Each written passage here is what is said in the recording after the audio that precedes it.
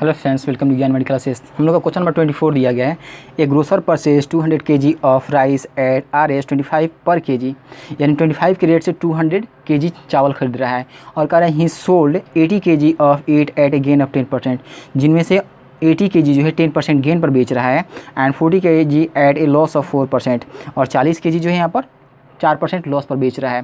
तो कह रहा है कि at what per rate kg should he sell the remainder to gain 8% on his investment, यानी जो बचा हुआ है वो किस रेट से बेचे ताकि इसे टोटल पर जो खर्च किया गया है उस पर टोटल पर 8% का गेन हो।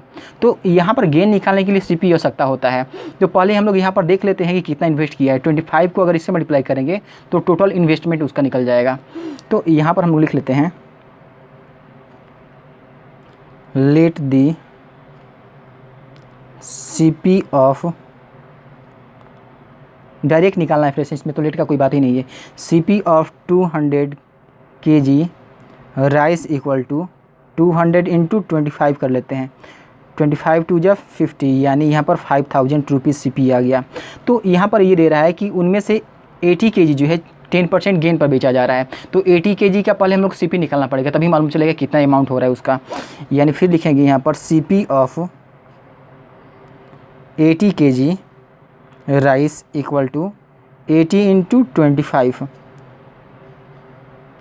25 एट 200, 200 पर एक और जीरो रख लेते हैं, यानी 2000 यहाँ पर हो गया। फिर दूसरा यहाँ पर दे रहा है कि 40 kg को 4% लॉस पर बेचा जा रहा है। तो 40 kg का अब निकालना पड़ेगा यहाँ पर CP, यानी यहाँ पर CP of 40 kg rice equal to 40 into 25, और यहाँ पर हम लोग का आ जाएगा 25 4 जा 100 और एक जीरो रख लेते हैं, यानी 1000 CP निकल कर आ गया। अब क्वेश्चन के अकॉर्डिंग हम लोग चलते हैं।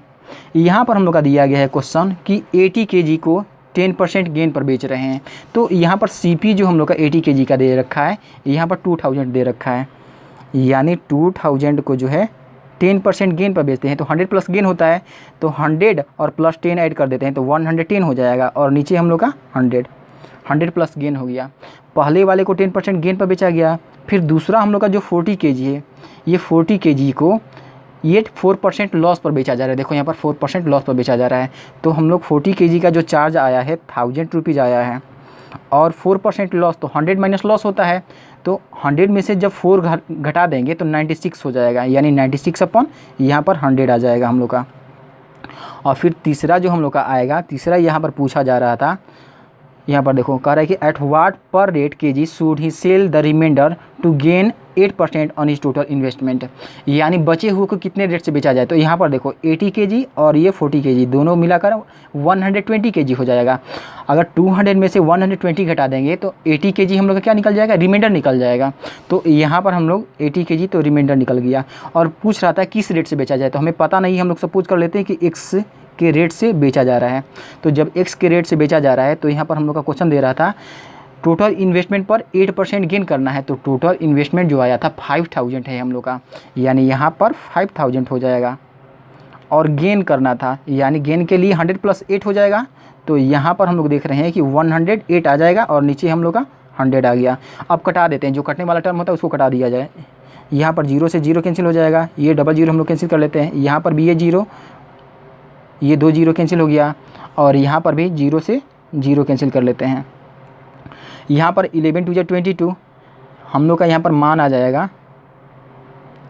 2200 प्लस, यहाँ पर देख रहे हैं 96 में 10 से मल्टीप्लाई किया जाएगा तो 960 हो जाएगा, प्लस यहाँ पर 80 को 1 से मल्टीप्लाई करते हैं तो 80x हो जाएगा इक्वल टू, और यहाँ पर अगर आपस में मल्टीप्लाई करते हैं तो 100 में 5 से मल्टीप्लाई करते हैं 500, और 8 5 40, यानी 540, और साथ में एक जीरो रखा है, यानी 5400 यहाँ पर आ गया।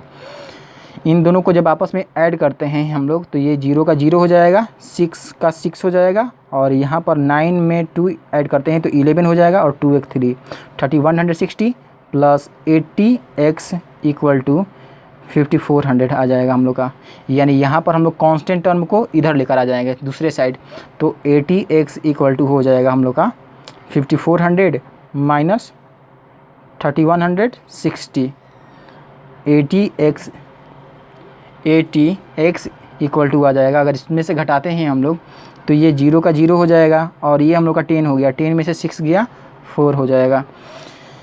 ये इसको कैरी दे दिया तो ये हम लोग का 3 में से 1 गया 2 हो जाएगा और ये हम लोग का 5 में से 3 अगर ले जाते हैं तो ये 2 हो जाएगा। तो 2240 निकल कर आ गया। सो x इक्वल टू हम लोग का यहाँ पर हो जाएगा 2240 अपॉन ये 80, 0 से 0 हम लोग कैंसिल कर लेते हैं और यहाँ पर अगर ले जाएंगे तो 8 टू जा 16 हो जाएगा हम लोग का, और 22 में से जब 16 घटाते हैं तो 6 बच जाएगा यानी 64 हो गया, और 8 8 जा 64 यानी हम लोग जो यहाँ पर रेट देख रहे हैं ये 28 रुपीज़ पर केजी के रेट से बेचा जाएगा, तभी हम लोग का 8% का गेन होगा। तो यहाँ पर किसका पूछ रहा था फ्रेंड्स, ये 80 केजी जो हम लोग का रिमेनिंग बचा था उसको 28 रुपीज़ पर केजी के रेट से बेचा जाएगा, तब जाकर हम लोग का 8% का गेन होगा। तो हाँ फ्रेंड्स, इस प्रकार हम लोग क्वेश्चन सॉल्व कर सकते हैं।